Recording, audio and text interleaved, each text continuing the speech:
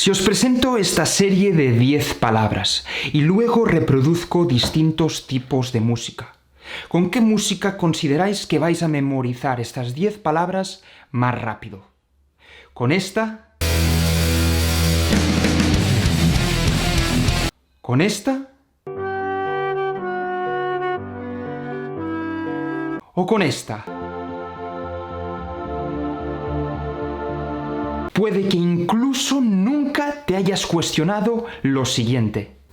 ¿Qué función tiene la música en el proceso de aprendizaje? ¿Participa de forma positiva, negativa o neutra en la retención de información? Su impacto depende del sujeto, de la información que éste esté tratando durante la sesión de estudio, del género de música que éste esté escuchando o a qué volumen la esté reproduciendo. Bienvenidos de nuevo, mis queridísimos suscriptores. Me llamo Adrià Solà Pastor, amante del emprendimiento y estudiante en una triple carrera de Ciencias Políticas, Filosofía y Derecho en la Sorbona de París y en Columbia University en la ciudad de Nueva York. En el vídeo de hoy me gustaría tratar, o más bien elaborar, un muy humilde análisis sobre una cuestión muy clivante en el mundo de las técnicas de estudio, productividad y el aprendizaje. La música y su rol en el proceso de transmisión, absorción y retención de información. Y toda esta cuestión y sus subsiguientes debates y controversias surgieron cuando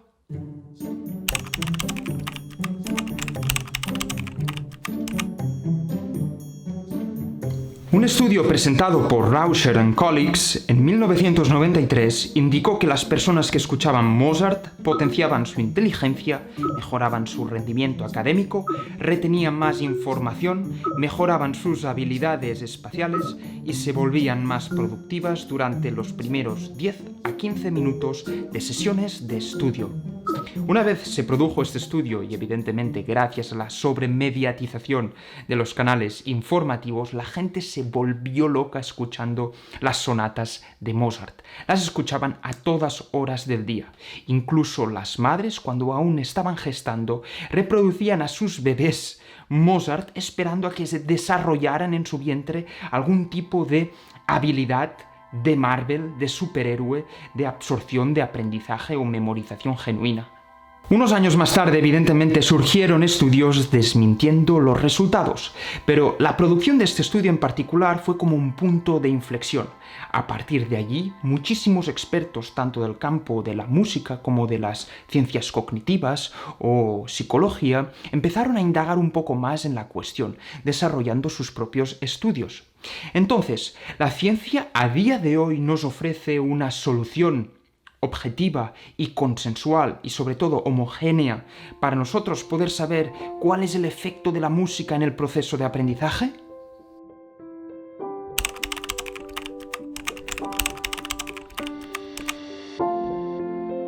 Después de muchas investigaciones sobre el tema, evidentemente que os dejaré los links de esos artículos científicos en la descripción, he llegado a la conclusión que los científicos ellos mismos no han logrado producir una respuesta consensual, homogénea y objetiva. Pero he logrado identificar tres grupos de científicos que proponen respuestas distintas. Unos que el impacto de la música es negativo, otros neutro y otros positivo. Por ejemplo, los partidarios de que la música tiene un impacto positivo en el aprendizaje nos presentan varias hipótesis, que son la hipótesis de la excitación, la hipótesis del estado de ánimo, la hipótesis de la preferencia y la hipótesis del ritmo. La hipótesis de la excitación nos indica que nuestro nivel de excitación cuando oímos o escuchamos música sube gracias a una aceleración del ritmo cardíaco, lo que nos permite estar más alerta y aumentar nuestra atención. La hipótesis del estado de ánimo nos indica que, gracias a un aumento del estado de ánimo y a que escuchamos la música que nos gusta, nuestro ritmo cardíaco aumenta también, nivel de excitación también, y vemos el proceso de aprendizaje como una tarea mucho más amena y dinámica. La hipótesis del ritmo nos indica que gracias al ritmo de la música, nuestro nivel de productividad aumenta ya que trabajamos siguiendo el ritmo de la música. Por otro lado, podemos identificar otro grupo de científicos que nos indican que la música tiene un efecto negativo, contraproducente en el proceso de aprendizaje. Y todos ellos tratan una misma cuestión, lo abordan evocando un poco el mismo concepto, que es algo que a mí me gustaría llamar multitasking cognitivo. El cerebro no puede procesar de forma efectiva dos fuentes de información, la voz de la música de un lado y la información que estamos tratando. Y otros presentan hipótesis un poco más matizadas, depende de las condiciones. Y algo que me sorprendió muchísimo es que hay algunos que nos indican que la música tiene un distinto efecto según el tipo de persona y su carácter. Por ejemplo, las personas introvertidas se van a sentir sobreestimuladas con la presencia de la música y van a preferir favorecer muchísimo más una sesión de estudio en silencio. En cambio, las personas extrovertidas, que requieren de muchísima estimulación, se van a sentir muy a gusto estudiando con música. Otros nos presentan varias hipótesis basadas en otras condiciones, como por ejemplo, que el tipo de tarea va a tener una influencia en el impacto que tiene la música en nuestra productividad, memorización o capacidad de aprendizaje. Tareas que necesiten de nuestras habilidades cognitivas relacionadas con la producción y comprensión lingüística, la música tendrá un efecto negativo. En cambio, en tareas administrativas, matemáticas o aritmética, la música es altamente efectiva, ya que incrementa la intensidad con la que se trabaja. Al menos los científicos llegan a un acuerdo, sobre todo en que la música tendrá un impacto X o Y, blanco o negro, según el género, la frecuencia y el volumen con la que se reproduzca. Pero antes de comprender cuáles son los géneros que nos ayudarán a aprender mucho más, a ser más productivos, debemos comprender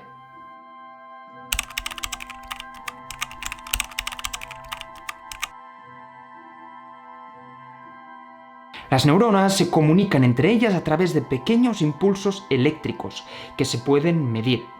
A esto le llamamos ondas cerebrales. Nuestras actividades diarias y sobre todo experiencias cotidianas están íntimamente relacionadas con esta actividad. Así pues, si estamos relajados, tranquilos, optimistas o emocionados positivamente por la presencia, por ejemplo, de buenos amigos, tendremos una composición de ondas cerebrales que puede variar muchísimo. Y si por el contrario, estamos ansiosos, deprimidos, irritables, impulsivos, con insomnio o con una sensación constante de soledad y abandono, estas también cambiarán. Existen varios tipos de ondas cerebrales que han sido identificadas como gamma, beta, alfa, delta y teta. Pero la que nos interesa a nosotros es la teta y sobre todo la beta, que son las que nos van a permitir mejorar nuestra capacidad de retención, estado de alerta y atención y mejorar, por ende, en el proceso de aprendizaje. Entonces me preguntaréis, oye Adrià, ¿qué tipo de música nos ayuda a incrementar este tipo de ondas cerebrales?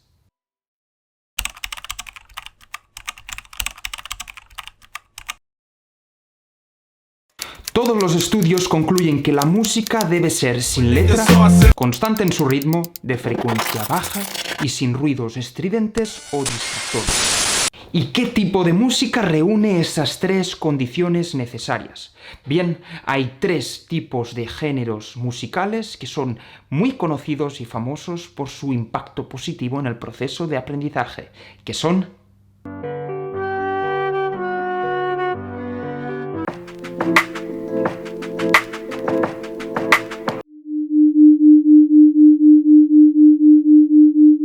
Pues sí, estaban en lo cierto esta gente. No es especialmente Mozart, no es específicamente un autor, pero es el género musical que este genio de la música elaboraba, que es la música clásica, en especial barroca. ¿Por qué? Porque nos ayuda a desarrollar estas ondas clave para la comprensión y el aprendizaje fluido, que son la beta y la teta. La música Lo-Fi Beats es la más popular en el mundo del estudio y la verdad que yo soy un gran fan de ella.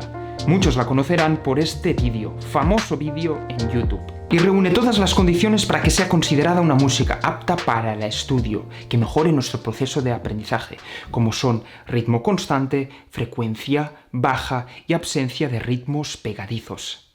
Finalmente tenemos los binaural beats. Este sonido se produce gracias a la combinación de dos sonidos de frecuencias distintas, que se reproducen uno en cada oreja.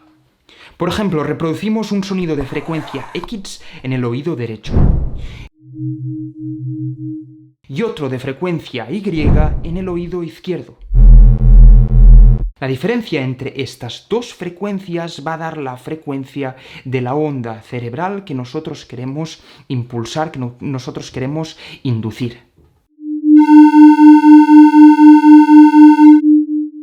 Si ninguno de estos géneros de música te parecen efectivos, puedes probar con sonidos naturales, como el de lluvia, hoguera, bosque, pájaros, el de cafetería simulando un coffee shop, el de gente hablando, o otros sonidos artificiales como el brown noise o el white noise.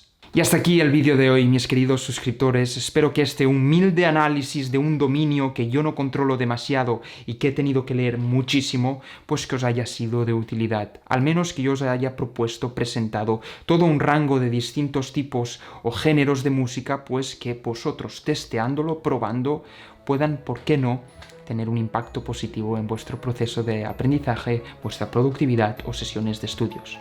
Y hasta aquí el vídeo de hoy. Me encantaría agradeceros por vuestro tiempo y atención como siempre, por haber estado pues hasta el final del vídeo, por dejarme en los comentarios qué habéis pensado de este vídeo, qué habéis pensado de esta temática. Si tenéis alguna sugerencia, alguna crítica constructiva, ya sabéis que para mí son lo más importante los comentarios. Y sobre todo, si os ha gustado, no os cuesta nada, por favor, dadle like, suscribiros y darle a la campanita si no os perdéis ningún tipo de estos vídeos que son de valor, son informativos y os pueden ayudar a mejorar vuestras notas o vuestro proceso de aprendizaje, productividad y trabajo. Y hasta aquí el vídeo de hoy. Me encantaría agradeceros otra vez por vuestra atención y desearos un maravilloso día. Hasta el próximo vídeo.